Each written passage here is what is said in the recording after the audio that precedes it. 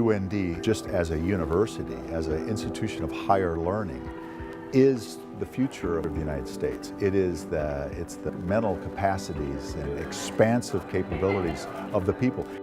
They talked about foreign policy and the U.S. place in the world in terms of other countries. They talked about upcoming technological advances the U.S. should be taking advantage of.